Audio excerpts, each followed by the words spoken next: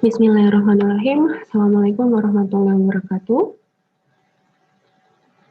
Baik, berjumpa di pertemuan ke-15. Kita akan membahas kelanjutan atau part 2 dari worksheet analisis jalur.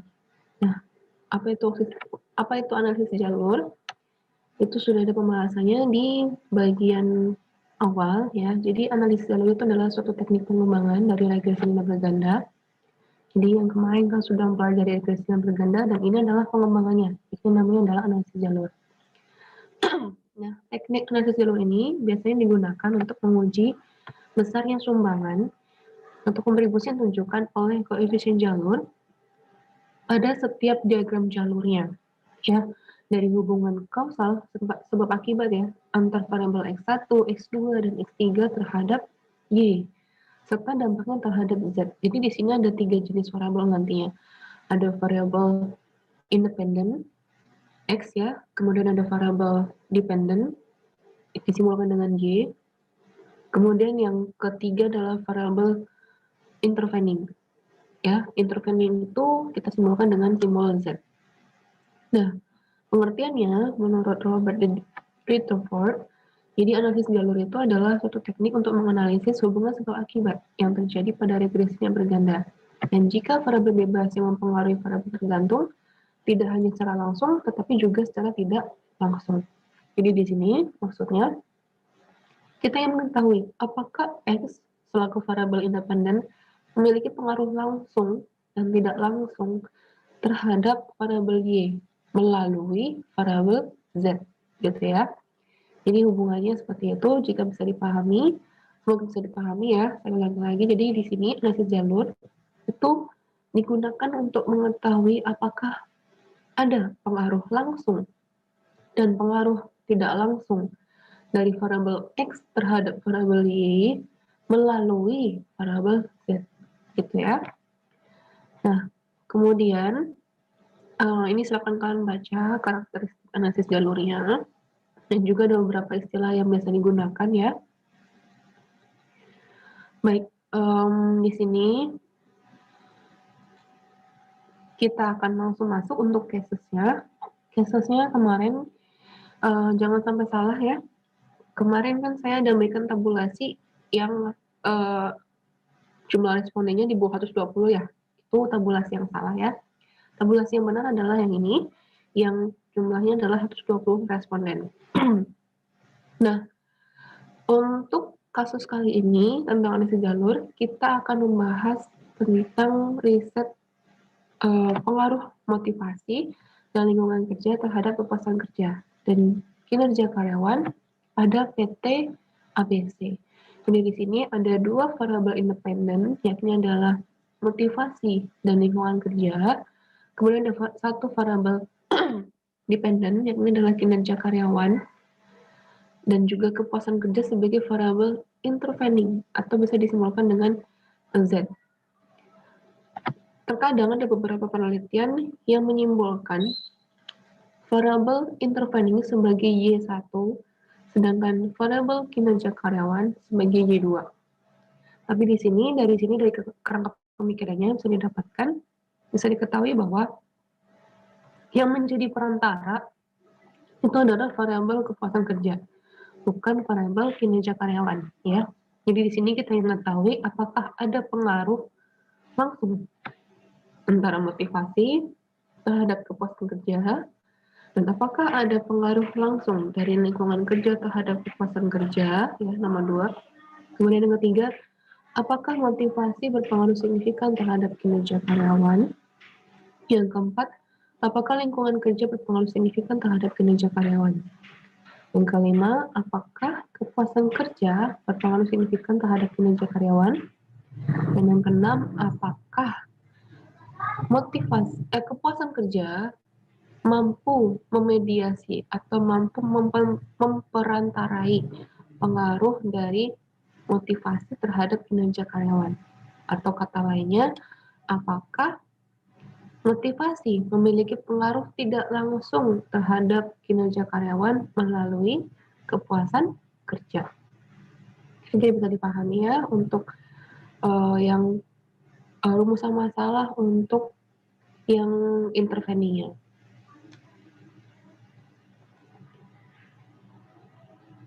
Baik, kemudian yang terakhir ya, rumus masalah yang terakhir adalah apakah kepuasan kerja mampu memediasi pengaruh lingkungan kerja terhadap kinerja karyawan.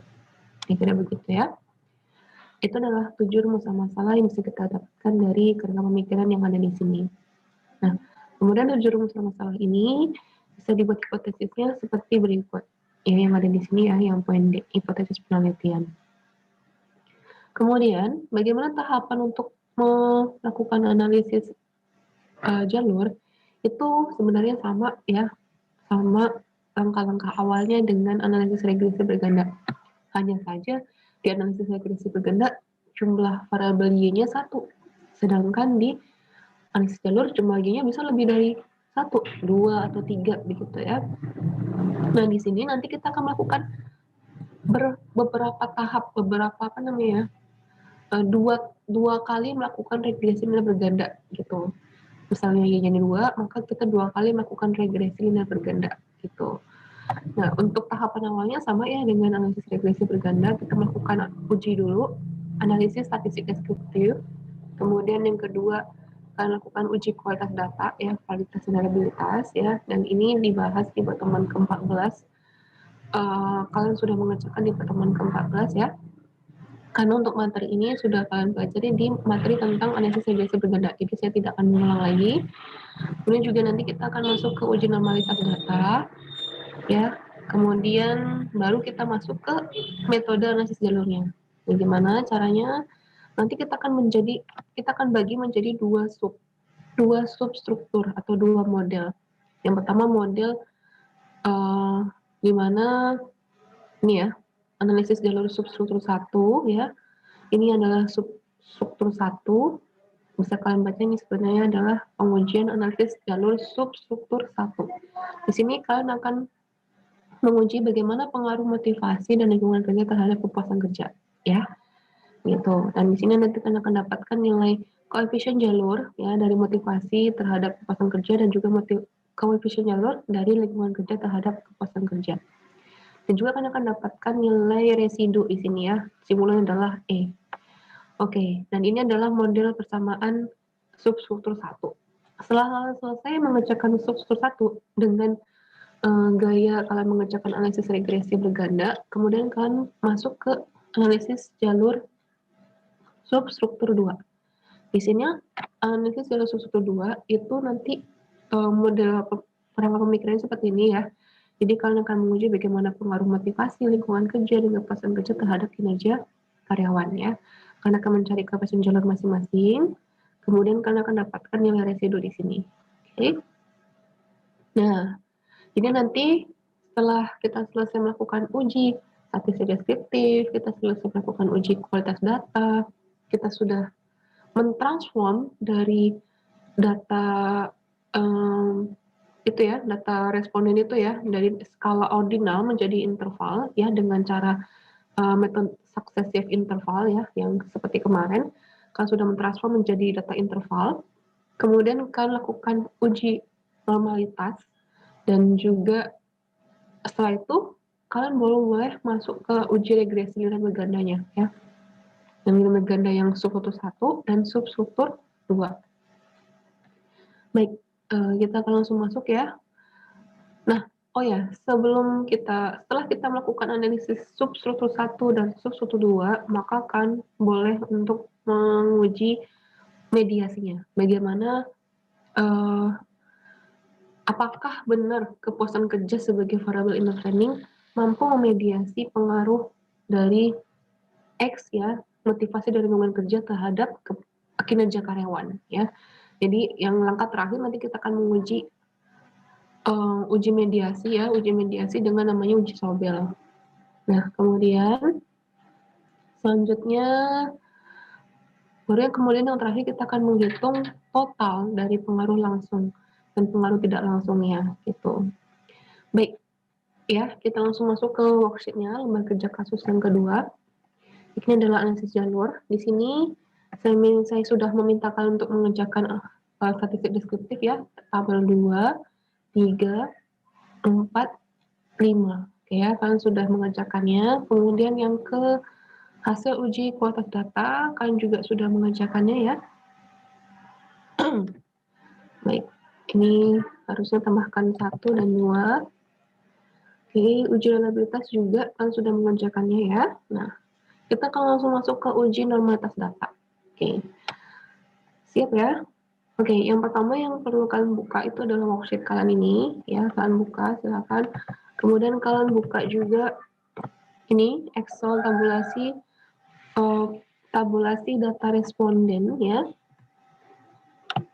Kemudian kalian buka juga tabel statistik ya, silakan dibuka tabel statistiknya. Kemudian kalian juga buka SPSS ya yang masih kosong. Oke. Nah, yang tak lupa juga hal pertama ya, setelah kita melakukan uji statistik deskriptif dan juga uji data, kita harus mengubah data ordinal ini semua data ordinal ya. Data ordinal ini menjadi data interval ya. Di sini ada motivasi, lingkungan kerja, kepuasan kerja. Ya, kepuasan kerja itu sebagai Y1 ya. Kemudian kinerja karyawan sebagai Y2. Di sini yang variabel intervening adalah kepuasan kerja ya. Di sini variabel dependennya adalah kinerja karyawan, sedangkan lingkungan kerja dan motivasi sebagai variabel independen. Oke, baik. Nah, di sini bisa kalian lihat ada berapa jumlah responden, ada 120 ya, 120 orang. Dan mari kita langsung untuk mentransform data ordinal ini menjadi data interval dengan metode successive interval atau MSI. Silakan kalian buka file MSI-nya, file, kemudian kalian pilih open, kemudian kalian pilih dalam folder yang kalian sudah siapkan ya, folder praktik analisis jalur, dan di dalamnya ada MSI. Silakan kalian buka, dan ini kalian pilih start 97, kalian pilih start 97, kemudian kalian open. Setelah di open, maka kalian cukup enable macros ya. Ini ada tulisan enable macros, silakan diklik. Nah, udah oke, maka akan muncul menu add-ins seperti di sini. Menu add-ins di sini, silakan kalian pilih statistik dan kemudian kalian pilih successive interval ya, kalian pilih. Oke, maka akan muncul dialog seperti ini. Kalian cukup pilih no saja ya. Kalau sudah, maka akan muncul dialog minta input ya. Apa yang diinput? Yang diinput adalah per variabel ya. Data range-nya saja, Jadi nggak usah pakai dari motivasi ini, enggak, tapi dari dari B4 ya, dari X11 sampai X16 ya. X11 sampai X16, kemudian kalian blok sampai ke bawah. Nah, begini ya. Oh, sorry. Terlepas tadi bloknya. Oke, saya ulangi. Data range ini kita pilih X11 sampai X16, kemudian kalian blok sampai ke bawah. Kalau kalian punya cara cepat ya untuk blok, ya bisa kalian gunakan. Oke, ketika sudah di blok, seperti ini sudah di blok, maka kalian lepas. Kemudian jangan lupa, karena tadi kita memilih dari E11, maka kita centang label investornya, jangan lupa ya. Harus dicentang. Kenapa? Karena tadi kita juga ikut memblok yang judul kolomnya ya. Oke, kalau sudah, kita klik di cell output. Cell outputnya kalian mau taruh di mana? Taruh di sampingnya juga boleh. Saya taruh di AA3 ya, AA3 saya taruh. Kemudian saya klik next. Ini kan sudah pelajari ya di regresi bintang berganda ya, jadi nggak perlu saya pelan-pelan. Jadi kan sudah secara nggak langsung sudah belajar sebelumnya. Jadi ini akan versi cepat saya ya. Oke, next. Kemudian jangan lupa min 1 maksimumnya adalah 5. Oke, next, finish. Oke, ini selesai 1. Kemudian saya lakukan untuk yang kinerja lingkungan kerja, kepuasan kerja, dan kinerja. Namun sebelumnya saya ingin menjumlahkan. Bagaimana cara menjumlahkannya? Tinggal kalian copy aja yang kolom H seperti ini, kalian copy, kemudian kalian paste di AG, ya, kalian paste seperti ini. Nah, begitu. Kemudian mungkin saya mau coba rapikan kan ya, pakai kotak-kotak begitu. Oke, bisa dipahami ya, sama kok dengan yang kemarin. Saya akan versi cepat untuk melakukan transformasi lingkungan kerja, kepuasan kerja, dan kinerja karyawan. Oke.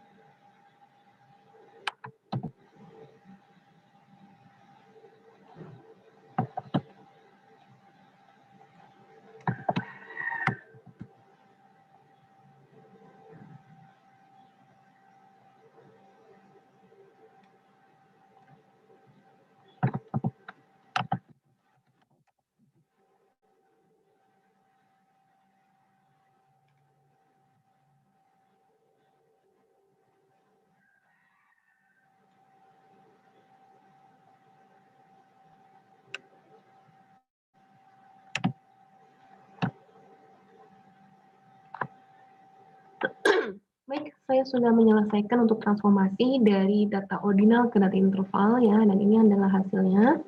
Ini adalah hasil untuk penjumlahan dari data interval untuk yang X1, yakni adalah motivasi ya.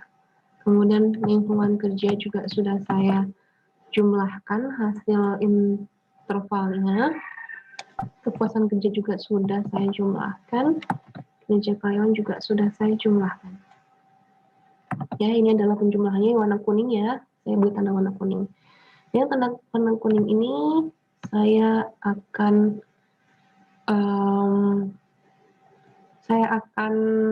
pindahkan ke Excel ya. Bagaimana caranya? Baik, silakan dipindah ke Excel. Oh, maaf. Oke, kita pindah ke Excel. Oke, ini Excelnya masih kosong ya. Masih kosong, kemudian kita akan isi untuk data view terlebih dahulu. Data view di sini, oh maaf, yang diisi adalah variable view dulu ya. Variable view dulu. Oke, kita isi dari name. Name ini adalah saya isi dengan X1, X2, Y, dan oh maaf, ini Y1 dan ini Y2. Baik, untuk desimal saya pilih 3 ya. Karena apa? Karena di sini saya gunakan 3 ya. 3 angka di belakang, koma. Baik. Kemudian untuk label, saya kasih nama labelnya untuk yang S1 adalah motivasi tadi ya. Kemudian yang kedua adalah lingkungan kerja. Kemudian yang kuncinya kebanyakan. Yang Y1 adalah kepuasan kerja. Yang Y2 adalah kinerja karyawan. Label sudah saya isi, kemudian silakan pilih measure-nya scale. Kalau sudah, oke. Sudah ready ya. Dan ini aja yang diperlukan, name, desimal disesuaikan, label, kemudian measure. Oke, kalau sudah kita pindah ke data view maka akan muncul tampilan seperti ini, masih kosong. Kita pindahkan angkanya yang tadi. Oke, yang ini ya, yang kuning saja yang kita pindahkan. Kita blok dari yang baris 1 sampai baris bawah. Oke.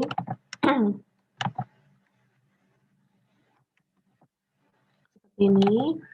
Kemudian yang baris kedua, ini desimalnya saya samakan dulu ya. Oke. Baris kedua untuk yang X2, kita copy dari responden 1 sampai responden kedua ke 120. Kemudian untuk yang Y, kita juga copy dari responden 1 sampai responden ke 120. Kemudian yang Y2 juga sama, copy dari responden 1 sampai responden ke 120, kita paste di sini semuanya. Gimana? Sudah siap ya? Seperti ini ya. Pastikan di bawah benar bahwa itu adalah 120. Oke, selanjutnya kita akan menguji analisis jalur ya, sembari kita menguji normalitas ya, dengan cara bagaimana? Dengan cara seperti halnya kalian melakukan analisis regresi linear berganda ya. Jadi kita akan mengisikan ya yang nomor 3 dan nomor 4 sekaligus. Namun di sini kita fokus nomor 4-nya adalah nomor 4A dulu ya, analisis jalur substruktur 1. Masih ingat ya substruktur 1 ya? Kita hanya akan menguji ini dulu, bagaimana pengaruh motivasi dan lingkungan kerja terhadap kepuasan kerja ya. Bisa dipahami ya. Jadi yang kinerja karyawannya kita aktifkan dulu, oke? Karena itu adalah substruktur 2. Baik, kita akan uji ya. Pertama langkah ujinya silakan dicatat ya, sembari dicatat sembari menyimak. Pertama klik analyze, kemudian pilih regression ya, kemudian pilih linear. Oke. Nah, muncul seperti ini tampilannya. Maka kemudian silakan kalian pindahkan X1 dan X2 ke dalam kotak independen. Ya, kenapa?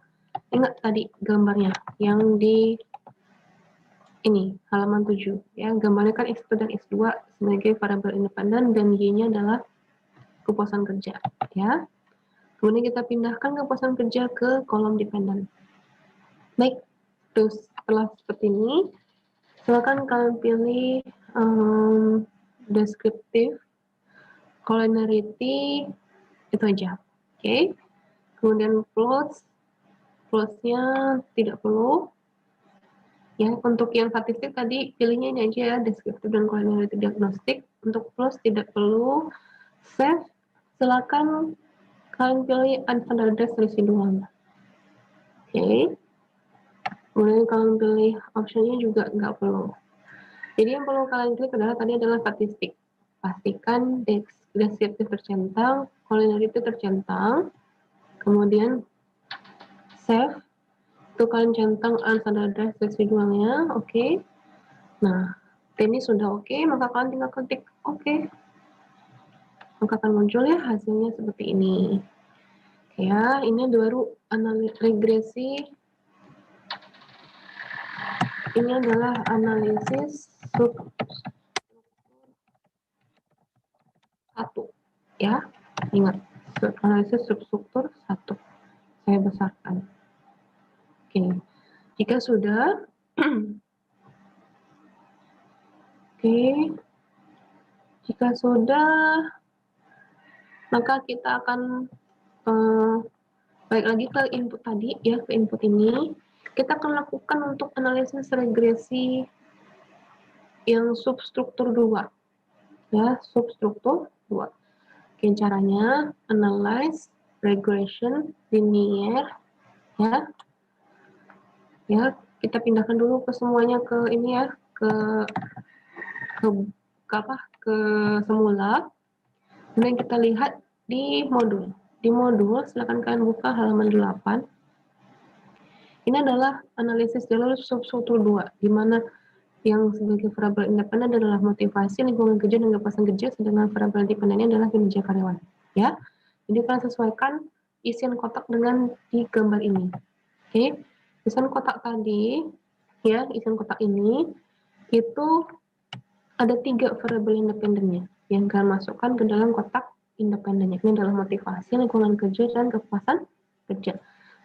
Sedangkan dependennya kalian isi dengan kinerja karyawan seperti ini. Oke, seperti ini sudah, maka kalian tinggal klik statistiknya sama ya dengan tadi. Kalian tidak perlu ngapa-ngapain lagi, tidak perlu action lagi, cukup memindahkan aja seperti ini. Ketika sudah, maka klik OK. Ya, ini adalah hasilnya. Ini tadi adalah regresi substruktur 1. Ini substruktur, ini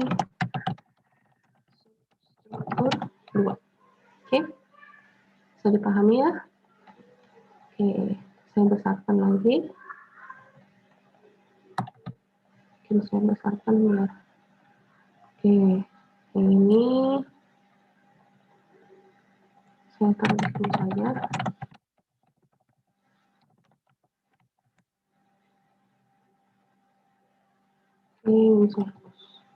Oke ya, bisa dipahami ini adalah hasil dari regression analysis substruktur 1 dan ini adalah substruktur 2. Oke.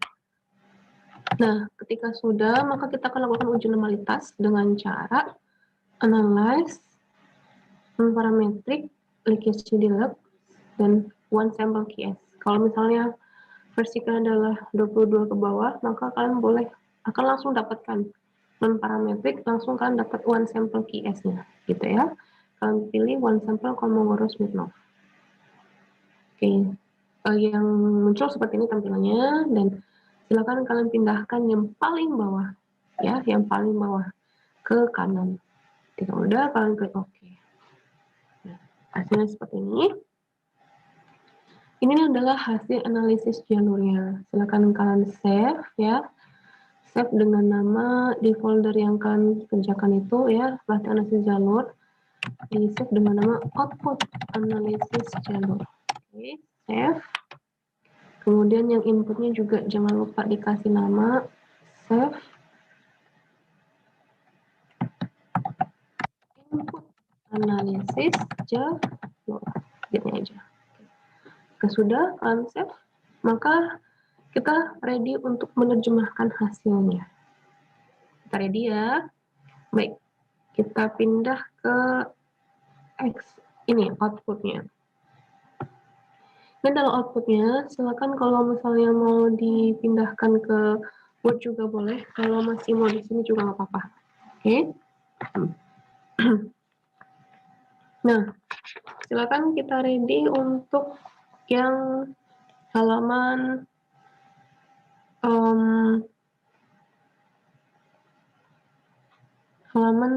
ini ya, halaman 16 ya. Oh sorry, ya halaman 16. Hasil uji normalitas data. Jadi uji normalitas data kan sudah kalian pelajari sebelumnya untuk menguji apakah data yang digunakan berdistribusi normal atau tidak. Alat ujinya adalah one sample Kolmogorov-Smirnov ya. Dan jika nanti hasilnya adalah di atas 0,05, maka itu artinya adalah datanya berdistribusi normal. Mari kita lihat hasilnya ya. Hasil uji normalitas itu ada di NPAR test ya, yang ini ya. Uji normalitas. Hasil uji normalitas di sini didapatkan ya bahwa asim signifikansinya adalah 0,200 ya. Ini 0,200. Maka saya tulis di sini asim signifikansinya adalah 0,200. Kemudian untuk Kolmogorov-Smirnovnya itu ini tes statistik. Kalian pindahkan angka 0,060 ke kotak ini. Nah, gimana bisa dipahami ya? Sama halnya dengan yang materi analisis regresi berganda ya. Oke, kita terjemahkan. Data dikatakan berdistribusi normal jika asim signifikansinya di atas 5%. Dan dari tampil diketahui bahwa nilai asim signifikansinya itu bernilai 0,200 ya. Dan itu lebih besar dari 0,05.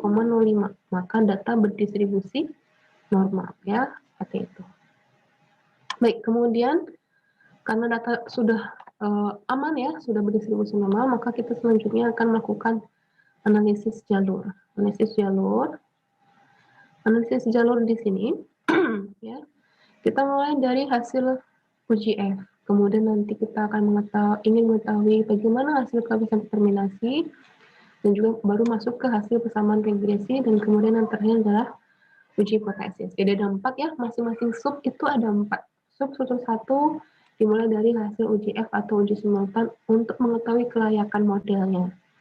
Baik, untuk uji simultan bisa kalian dapatkan di hasil outputnya ya. Di yang pertama, ingat ya, kita regresi analisis substruktur yang pertama dulu. Di sini silakan kalian cari nilai F ya. Di sini ada nilai F di sini. Ya, ini nilai F 44,773. Kita pindahkan nilai F itu ke sini. 4,773. Oke. Kemudian untuk F tabel kita akan cari nanti. Kemudian untuk signifikansinya 0,00. Dari mana? Dari sini.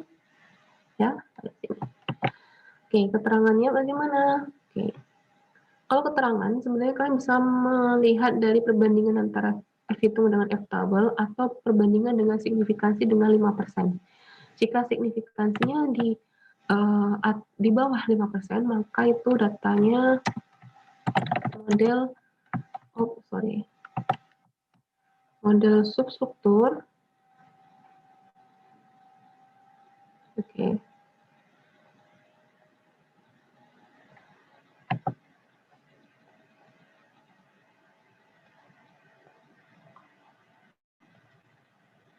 Karena ini agak ngeheng buatnya. Oke. Jadi untuk yang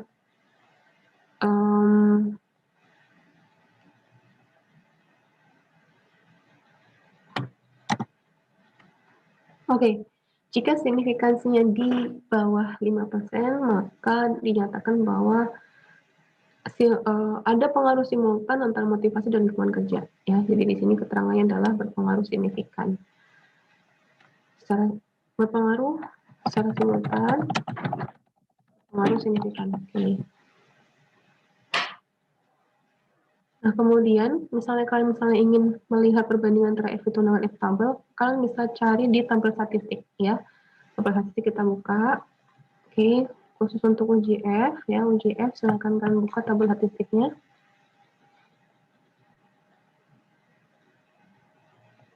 Ini dulu lesson.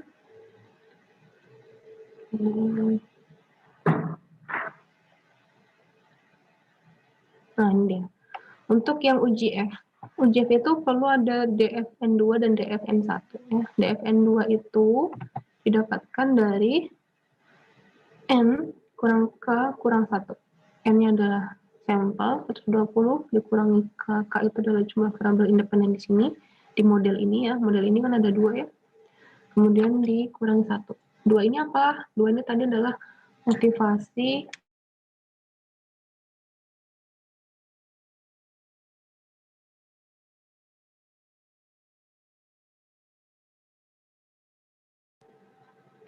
baik, 2 ini apa? 2 ini adalah tadi adalah motivasi dan lingkungan kerja. Maka di sini ditulis 2. Oke. Baik, kemudian dikurangi 1. Maka hasilnya sama dengan 117.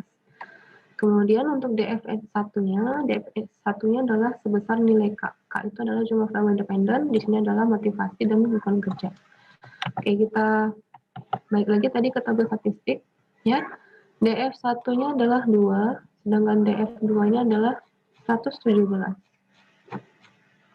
Oke, 117. Yang ini DF2-nya adalah 3,07. Oke. Nah, seperti ini ya, udah oke. Kemudian, maka kita dapatkan nilai F tabelnya adalah 3,07. 3,07 kita taruh di sini ya, seperti ini. Kemudian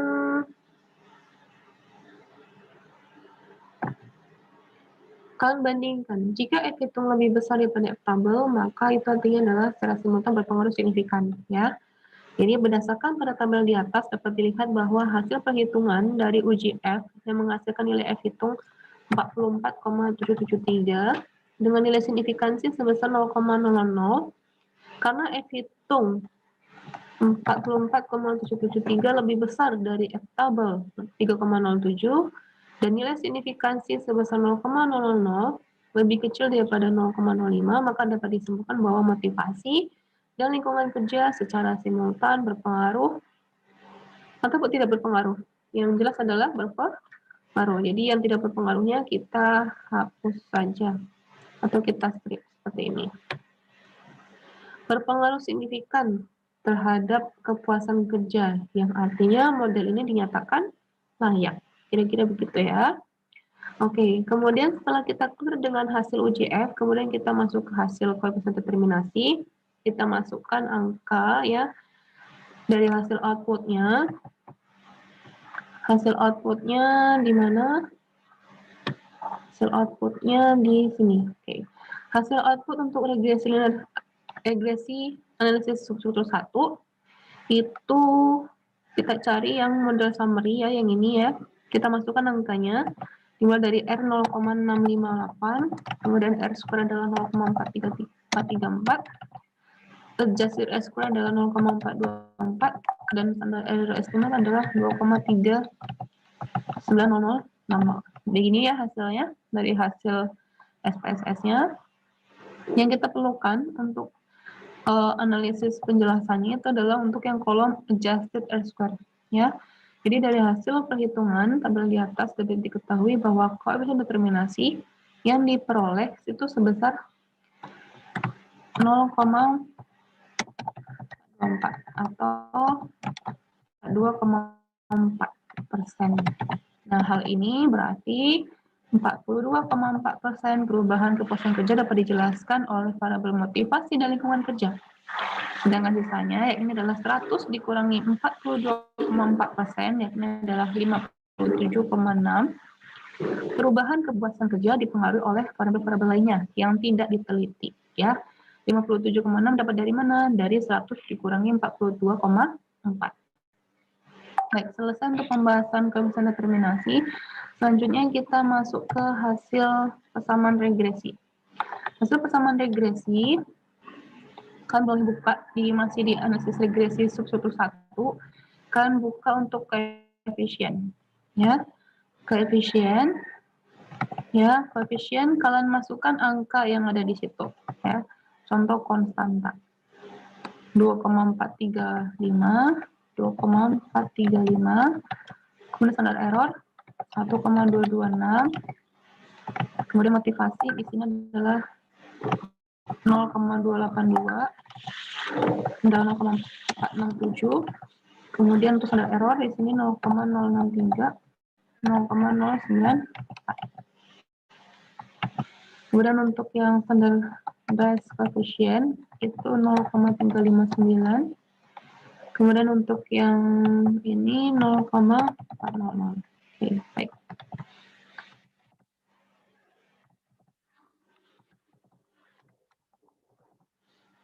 Nah, udah. Kemudian jangan lupa untuk yang T dan signifikansinya dimasukkan.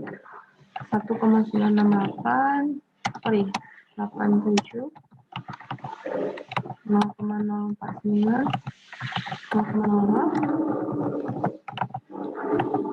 Kan boleh copy sih sebenarnya, cuman saya nggak pindahkan dulu ke Word. Jadi kalau gampangnya sebenarnya kalian pindahkan dulu ke Word, kemudian kalian copy ke sini ya. Nah, kalau sudah seperti ini, selanjutnya kita terjemahkan ya, seperti halnya kalian melakukan uji persamaan regresi dan berganda.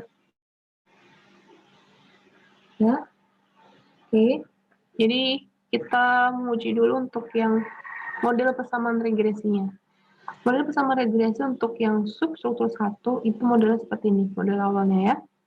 Nah, kalian masukkan angka koefisien jalurnya. Koefisien jalur dapat dari mana? Dari sini, ya, yang saya kuningkan ini, ya.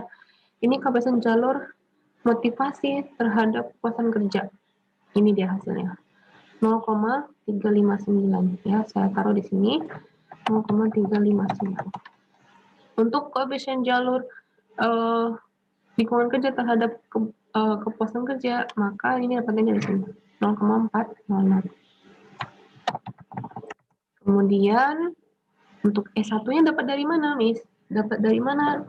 S1 residunya didapatkan dari ini ya, dari 100% dikurangi adjusted R square ya, hasilnya adalah 57,6%. Namun tidak dalam bentuk persenan, tapi dalam bentuk desimal 0,576. Bisa dimengerti ya, dapat dari mana nih residunya? Oke. Jika sudah, selanjutnya kita terjemahkan seperti halnya kalian sudah pelajari sebelumnya ya. Koefisien variabel motivasi.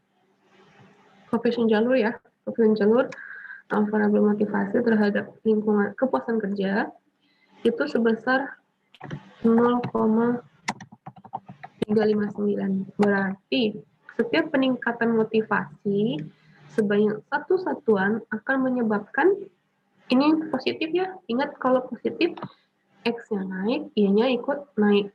Kalau X-nya turun, Y-nya ikut turun. Tapi kalau negatif, X-nya turun, Y-nya naik, X-nya naik, Y-nya turun. Gitu ya. Kalau ini positif, maka dia ketika X-nya naik, maka Y-nya juga akan ikut naik. Oke, jadi ini kita garis seperti ini. Jadi saya ulangi, koefisien variabel motivasi sebesar 0,357 berarti setiap peningkatan motivasi sebanyak satu satuan akan menyebabkan kenaikan kepuasan kerja sebesar berapa? Sebesar nilai koefisien. Ini adalah 0,357. Dan juga sebaliknya, yaitu setiap penurunan motivasi sebanyak satu satuan akan menyebabkan penurunan ya, kepuasan kerja sebesar 0,357. Bisa dipahami ya untuk ini ya. Nah, sama halnya nanti yang di bawah-bawahnya saya nggak akan mengulangi lagi ya untuk yang seperti ini. Ini silakan kalian terjemahkan sendiri hasilnya dari hasil ini ya, 0,400. Baik, persamaan regresi substruktur 1 sudah selesai. Kemudian kita akan menguji hipotesis untuk substruktur 1. Nih, di substruktur 1 kita akan menguji ada dua hipotesis. Ini ada hipotesis 1 dan hipotesis 2. Hipotesis 1 menguji apakah motivasi berpengaruh signifikan terhadap kepuasan kerja. Sedangkan hipotesis 2, apakah lingkungan kerja berpengaruh signifikan terhadap kepuasan kerja. Dari mana melihatnya? Dari hasil nilai signifikansi saja ya. Nilai signifikansi sudah saya hijaukan di sini ya. Silakan kalian copy aja nilainya ke bawah di sini. Hasil pengujian diperoleh nilai signifikansi untuk variabel motivasi menunjukkan nilai signifikansi sebesar 0,00. Lebih kecil dari 0,05. Maka H1 diterima ya. Jadi kalau misalnya nilai signifikansinya lebih kecil dari 0,05, maka hipotesisnya diterima. Sedangkan sebaliknya, jika nilai signifikansi lebih besar dari 0,05, maka hipotesis ditolak. Nah, karena hipotesis diterima, maka yang diterima adalah yang hipotesis 1 ya. Berarti motivasi berpengaruh. Ya, jadi yang ini kita coret saja. Motivasi berpengaruh signifikan terhadap kepuasan kerja pada PT A, B, C, gitu ya. Oke, selanjutnya silakan ya kalian uraikan lagi untuk yang pengujian hipotesis kedua, ya. Bisa dipahami ya, sama ya. Jadi kalian cari nilainya di atas ini yang sudah saya hijaukan. Oke, kalau sudah, kita sudah selesai untuk uji substruktur 1.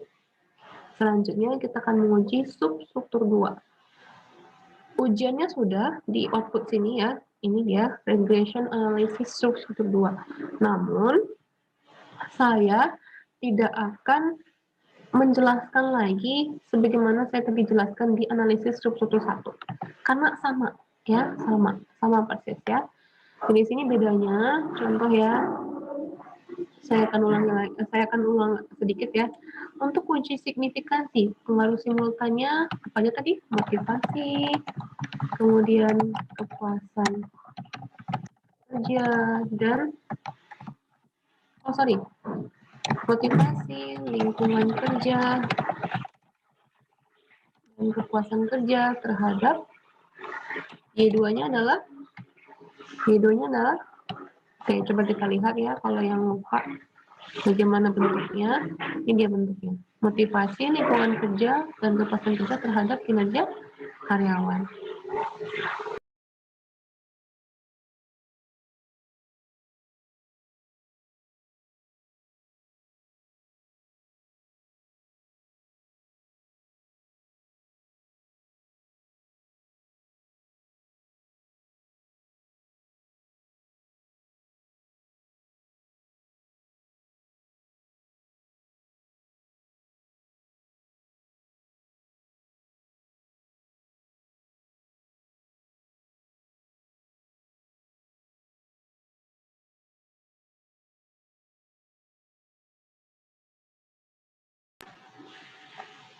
Jadi dasar kita menentukannya itu dari sini ya, dari kerangka pemikiran yang saya sudah buat di halaman 8 ya. Oke, kita balik lagi ke tadi ya, halaman 17 ya kalau nggak salah. Oh bukan, di halaman, oke ini. Nah di sini ya, terhadapnya tadi adalah kinerja karyawan. Jadi kita akan menguji bagaimana pengaruh motivasi, lingkungan kerja, dan kepuasan kerja terhadap kinerja karyawan di substruktur 2 ya. Dimulai dari yang pertama hasil uji F atau uji simultan, kemudian uji kondeterminasi, kemudian hasil persamaan regresi, kemudian yang terakhir adalah uji hipotesis secara parsial. Untuk yang uji simultan, silakan kalian ambil datanya dari hasil ini, ya. Kalian cari di sini ada uji F. Nah, ini dia uji F-nya, ya. Kalian masukkan angkanya ke sini, ya. Kemudian kalian bandingkan bagaimana nilai F itu dengan F tabel. F tabelnya ya, jangan lupa untuk F tabelnya itu DF2-nya itu sama dengan N 120 dikurangi K. K-nya itu adalah jumlah variabel di sini adalah 3 ya. Maka 3 ini kurang 1. Maka di sini nilainya adalah 116. Nanti kalian cari lagi berapa angka F tabelnya untuk DF2 sama dengan 119 dan DF1-nya adalah 3 gitu ya. Maka akan kalian dapatkan nilai F tabel. Kemudian kalian bandingkan F tabel dengan F itu dan juga bandingkan signifikansi dengan nilai 0,05. Maka kalian akan mendapatkan apakah variabel X1, S2, dan Y1 secara simultan berpengaruh atau tidak berpengaruh signifikan terhadap kinerja karyawan, dan apakah model ini dinyatakan layak begitu ya. Oke, kalau nggak salah hasilnya memang layak gitu kan, cuman saya minta kalian lengkapin ini gitu. Kemudian selanjutnya hasil koefisien determinasi substruktur 2 itu kalian bisa masukkan angkanya dari sini ya. Nah ini dia ya, angka dari sini kalian masukkan ke sini, kan kalian dapatkan nilai adjusted R-square-nya berapa dan berapa nilai sisa perubahan. Sisa 100 dikurangi adjusted R-square berapa gitu ya. Kemudian untuk yang hasil persamaan regresi juga kalian masukkan aja angka yang ada di sini. Ini dia angkanya. Ya ini dia angkanya, silakan kalian masukkan ke dalam sini.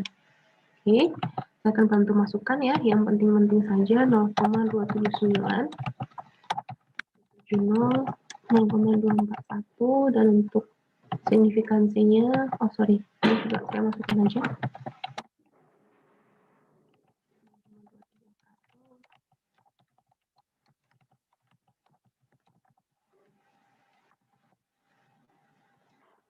Ya, cepat seperti ini.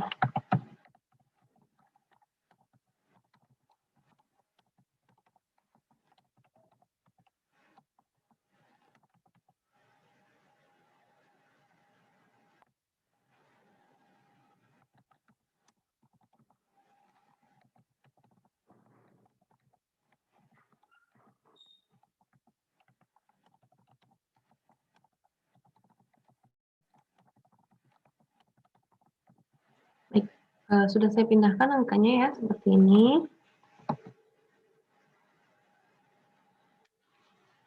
Oke, ketika sudah, silakan nanti kalian buat uraian tentang model persamaan regresi untuk struktur 2 ya, bagaimana modelnya ditaruh di sini.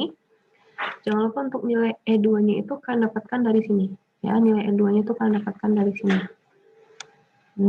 Di sini ya saya beri warna kuning ini, dan kalian taruh angka E2-nya itu, angka yang tadi di warna kuning tadi ke E2 ini dalam bentuk desimal. Kemudian setelah kalian masukkan angka model ini, kemudian kalian uraikan ya, dari A1 koefisien jalur X1 Y2, kemudian juga koefisien jalur X2 Y2, kemudian koefisien jalur Y1 dan Y2 kalian masukkan seperti yang tadi saya uraikan sebelumnya. Kemudian yang terakhir di substruktur 2 itu kalian uji hipotesisnya secara parsial ya. Uji hipotesis secara parsial di sini ada 3 hipotesis yang diuji. Yang pertama adalah hipotesis 3, F-nya adalah bagaimana pengaruh motivasi terhadap kinerja karyawan. Kemudian untuk yang hipotesis keempat, apakah lingkungan kerja berpengaruh signifikan terhadap kinerja karyawan. Kemudian yang kelima, kepuasan kerja berpengaruh signifikan terhadap kinerja karyawan.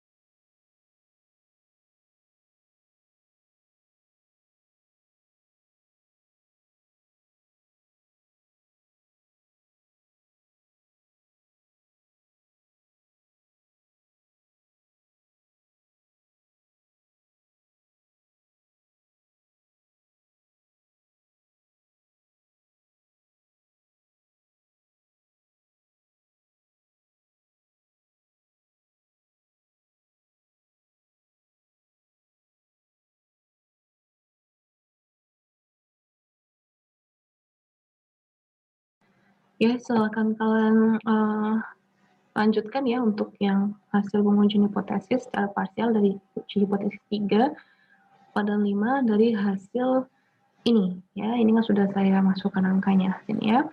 Kemudian selanjutnya setelah kalian selesai dengan uji substruktur 2, kalian lakukan yang kedua terakhir adalah menguji variabel mediasinya dengan nama ujian adalah uji Sobel.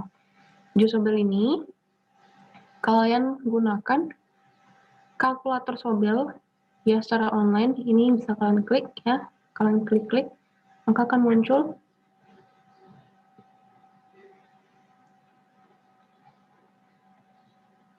maka akan muncul seperti ini ya. Karena akan muncul seperti ini dia adalah kalkulator Sobel. Bagaimana cara memasukkan angkanya? Pertama, terlebih dahulu saya minta kalian lengkapin untuk yang ini ya, untuk yang tabel 15-nya. Tabel 15-nya itu dapatkan dari mana? Didapatkan dari hasil persamaan regresinya ya, dari tabel 15 dan tabel tabel 11 dan tabel 14 ya. Saya akan beri komen di sini ya, new comment. Ini didapatkan dari tabel 11. Sedangkan yang untuk yang baris bawah ini kita dapatkan dari kita dapatkan dari second comment tabel 14. Oke. Bagaimana cara mengambil angkanya untuk tabel 11 dan tabel 14? Oke, kita terlebih dahulu masuk ke tabel 11 ya. Tabel 11. Tabel 11 ini ada tabel 11. Nah, silakan kalian copy tabel 11 ini seperti ini ya. Dari motivasi sampai ke beta dan juga standar errornya kalian copy seperti ini. Copy, kemudian kalian paste di tabel 15 tadi. Nah, di sini kan. Oke, bisa dipahami ya? Bagaimana cara mengambilnya tadi? Dari mana? Kemudian, oh bentar. Ini harus dikasih penjelasan. Tabel 11. Oke, selanjutnya untuk yang warna biru ya, di baris warna biru ini, silakan kalian copy dari tabel 14. Tabel 14. Nah, ini kalian copy tapi khusus untuk yang kepuasan kerjanya saja ya. Tidak perlu kalian copy seluruhnya ya. Kalian copy kepuasan kerjanya saja. Oke.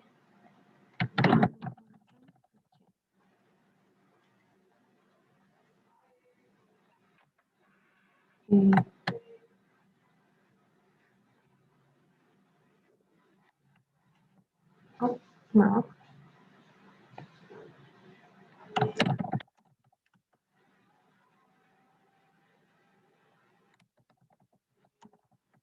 Baik, bisa dipahami ya angkanya dari mana.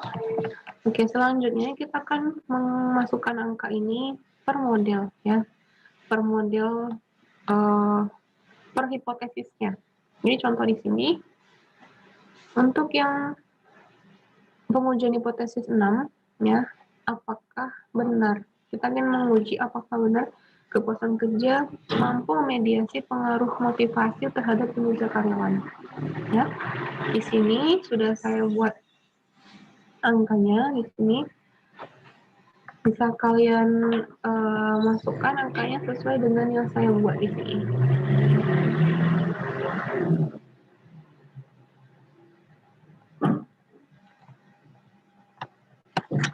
Nah, seperti ini. Oh, sorry. Bukan seperti ini. Oke, kita masukkan angkanya di sini ya, di sini dengan angka yang sudah kita buat di tabel ini. Tabel 15. Ya, kita masukkan angka contoh untuk yang A dulu. Kita akan menguji bagaimana pengaruh motivasi terhadap kinerja karyawan melalui kepuasan kerja. Yang kalian masukkan ini A, motivasi dan juga yang B, yang kepuasan kerja. Oke. Yang A kita taruh di sini sebesar nilai yang ada di sini ya, 0,282. Ya, kemudian yang B-nya kita masukkan angka ini 0,254 ya. Kemudian yang SEA ini kita masukkan yang ini. Namun ingat, jangan pakai koma yang style Indonesia, tapi koma yang style Inggrisnya, seperti ini ya. Kemudian yang SEB-nya juga kita masukkan. Oke, seperti ini. Ganti komanya ya dengan koma Inggris ya, pakai titik ya, bukan pakai koma di sini. Oke, seperti ini sudah. Ini A-nya dapat dari ini, kemudian B-nya dapat dari ini ya, kepuasan kerja. Kemudian yang SEA-nya dapat dari sini, SEB-nya dapat dari sini. Kalau sudah, kita klik calculate. Maka akan muncul hasil dari probabilitas statistiknya adalah sebesar ini, dan totalnya sebesar ini. Kita masukkan angkanya ke samping. Probabilitas statistiknya adalah 2,242. Ini nih ya, 2,24 dibulatkan 3 ya. Kemudian total probability adalah 0,025. Oke, bisa dimengerti ya? Oke, ini adalah hasilnya. Dan silakan kalian tulis di sini. Nah, di sini tulis sebesar seperti angka ini ya. Bisa kalian screenshot ini ke dalam sini juga bisa, ya. Masukkan angka ini. Kalian tulis di worksheet kalian tuh tulis di sini ya. Di A, B, SEA, SEB dan juga nilai hasilnya munculkan kalian di sini ya. Seperti ini. Jika sudah, maka kalian buat apa namanya, kesimpulan dari hasil Sobel didapatkan, atau biar nggak bingung saya screenshot saja ya, saya screenshot, kemudian saya tes ya, di sini saya screenshot dan saya paste di sini.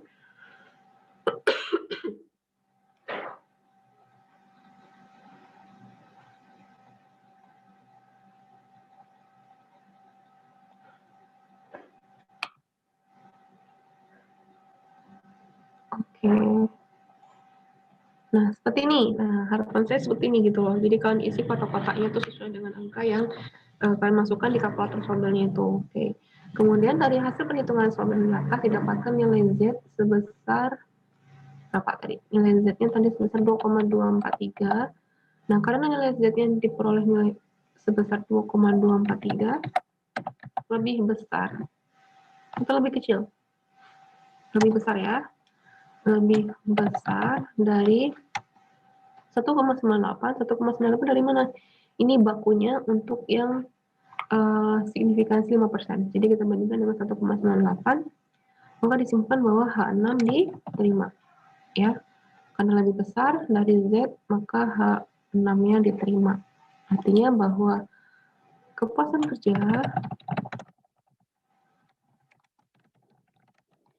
dapat memediasi ya. Yang tidak dapatnya kita hapus atau kita coret. Nah, memediasi apa? Memediasi pengaruh terhadap kepuasan, kinerja.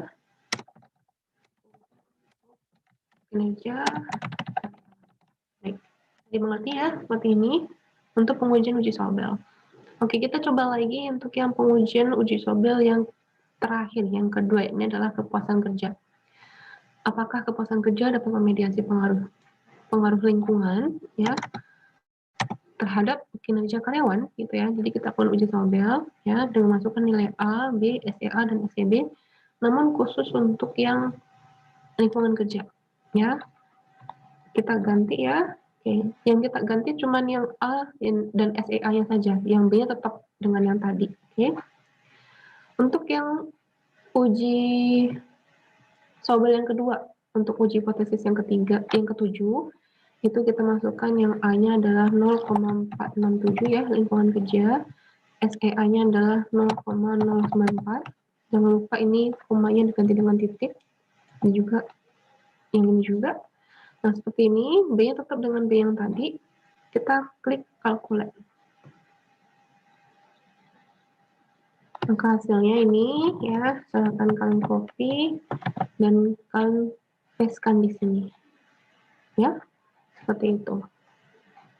Kalian pastekan di sini dan kemudian kalian buat terjemahannya bagaimana, apakah mampu mediasi atau tidak, gitu ya.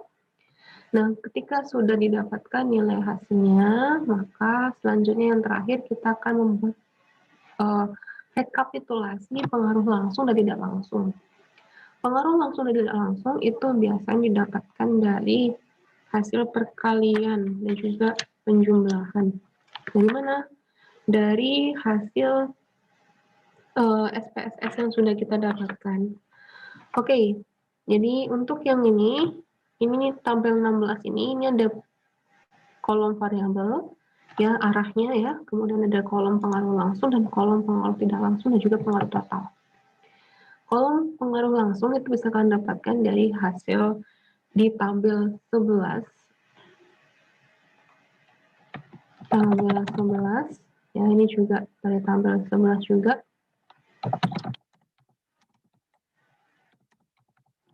Tabel 11 berapa hasilnya?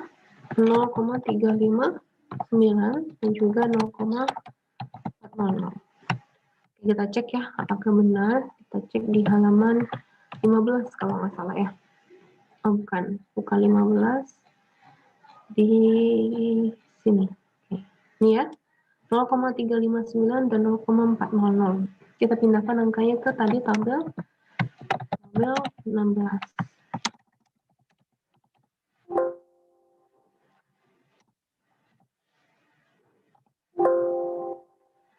Oh, sorry.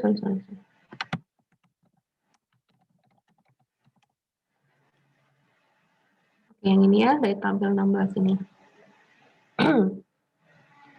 Oke, bagaimana dengan yang ini? Yang tiga kotak ini, yang pengaruh langsung 3 kotak ini. Ini dapatkan dari 14 ya. Silakan kalian cari tabel 14.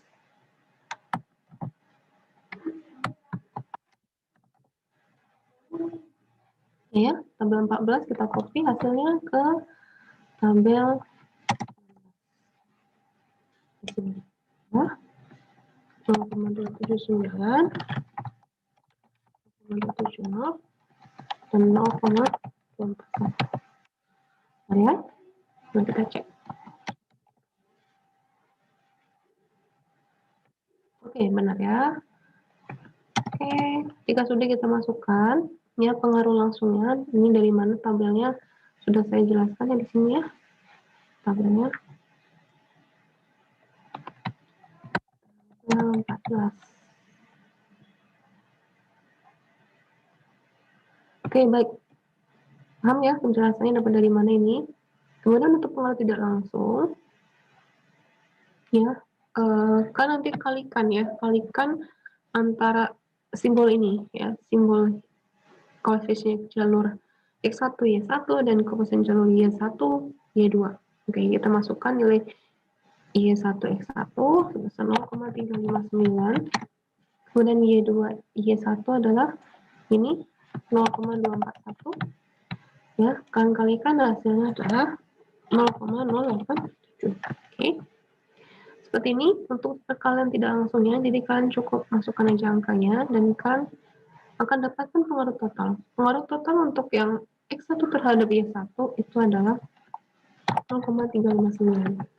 Pengaruh total X1 terhadap Y2 0,400. Pengaruh X1 terhadap Y2 totalnya adalah sebesar penjumlahan antara pengaruh langsung dan pengaruh tidak langsung. 0,279 ditambah dengan 0,087 adalah 0,366 gitu ya. Dan begitu juga untuk yang hasil ini, silakan kalian cari hasilnya ya. Berapa pengaruh totalnya untuk yang pengaruh X2 terhadap Y2 dan berapa pengaruh total dari Y1 terhadap Y2 ya. Silakan dilengkapi tabel ini. Yang terakhir ini yang tak lupa ya, kita membuat diagram jalurnya dari hasilnya ya. Diagram jalur dari hasilnya, bagaimana cara penulisannya? Itu begini cara penulisannya. Saya akan buat teks ya.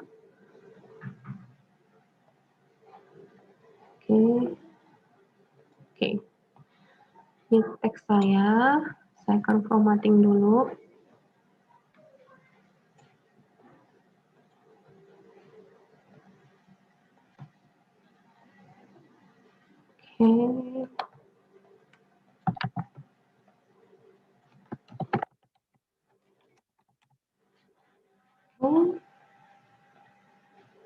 Oh, ini masih ada shape outline.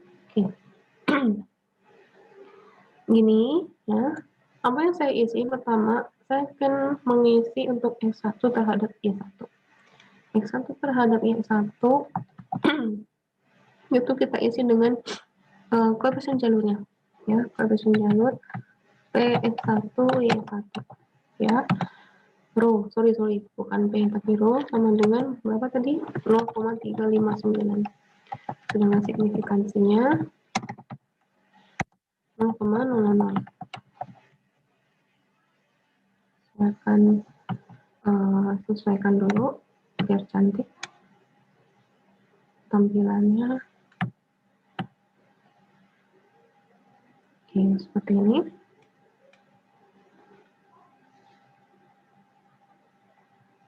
Saya kecilkan lagi, nggak apa-apa ya. Oke, seperti ini. Ini saya ganti dengan row. Simbol. Oke. Ini adalah informasi untuk diagram jalur dari jalur X1 terhadap Y. Bagaimana dengan jalur X2 terhadap Y? Saya masukkan ya seperti ini, row X2 terhadap Y1. Oh, terbalik ya. Harusnya Y1 dulu baru Y X2. Ini juga sama. Maaf sebelumnya. Oke, kita masukkan angka Y, row X, Y, ada sejalur, koefisien jalur Y1 X2 adalah sebesar 0,40, signifikansi juga sama, ya. Sedangkan kalian masukkan angka sama untuk yang ini, didapatkan dari tabel 14, ya, 14, yang ini kan tabel 11 ya, kalian dapatkan. Kalau yang ini, 3 ini, dapat dari tabel 15 ya, silakan kalian cari berapa.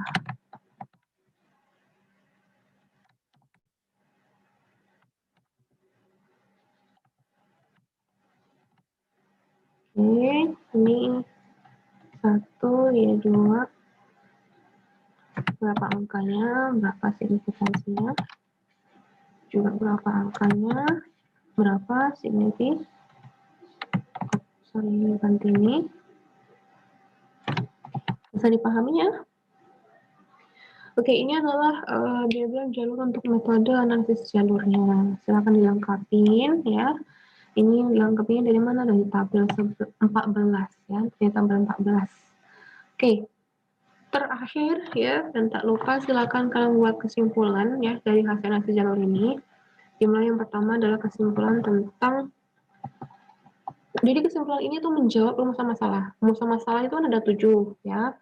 Ingat rumusan masalah, coba kita balik ke rumusan masalah. Halaman berapa tadi ya? Rumusan masalah halaman, ya ini dia. Rumusan masalah halaman 5 ya, halaman 5 silakan kalian jawab rumusan masalah ini di kolom kesimpulan. Ya, kolom kesimpulan silakan kalian jawab. Contoh di sini yang motivasi. Tadi kan pertanyaannya adalah apakah motivasi, coba kita balik lagi tadi. Apakah motivasi berpengaruh signifikan terhadap tingkat kepuasan kerja? Gitu. Jawabannya bagaimana sesuai hipotesisnya? Kan tadi kita kan melakukan pengujian hipotesis ya di halaman ini, di halaman 17 ya, halaman 17 di halaman di halaman ini, halaman berapa ini? 20 ya. Kita kan sudah melakukan pengujian hipotesis, jadi kan bisa pindahkan aja hasilnya bahwa motivasi berpengaruh signifikan terhadap kepuasan kerja gitu ya. Jadi kalian copy ke kotak kesimpulan. Motivasi berpengaruh signifikan terhadap kepuasan kerja juga ya. Kemudian yang bagaimana jawaban hipotesis 2 ya. Kemudian di sini juga sama, jawaban hipotesis 3 juga sama, jawaban hipotesis 4, jawaban hipotesis 5. Kemudian juga yang kedua terakhir adalah jawaban hipotesis yang ke-6, itu bagaimana? Bisa kalian copy aja dari sini. Ini dia. Kepuasan kerja dapat memediasi pengaruh motivasi terhadap kinerja karyawan. Ya, kalian copy dan kalian masukkan ke sini. Ini dihapus saja. Oke, bisa dipahami ya. Dan untuk yang terakhir, jawaban uji hipotesis 7. Oke, selesai kita untuk analisis jalur ini. Alhamdulillah. Silakan dipelajari dari awal ya. Misalkan ada yang kurang tahu, di stop dulu, dan di-play ulang gitu ya, jangan lanjut terus kalau misalnya belum tahu gitu ya. Itu model tips pembelajaran untuk yang video ini. Oke, silakan kalau misalnya ada pertanyaan, silakan kalian lempar di grup ya, agar teman-teman juga bisa menyimak juga pertanyaannya. Dan saya juga sekaligus memberikan respon secara langsung gitu ya di situ ya. Nah, itu aja dari saya. Terima kasih. Silakan dipelajari dan harapannya semoga ini berguna nanti untuk ujian, untuk penyusunan skripsi kalian nantinya, gitu ya. Dan terima kasih. Assalamualaikum warahmatullahi wabarakatuh.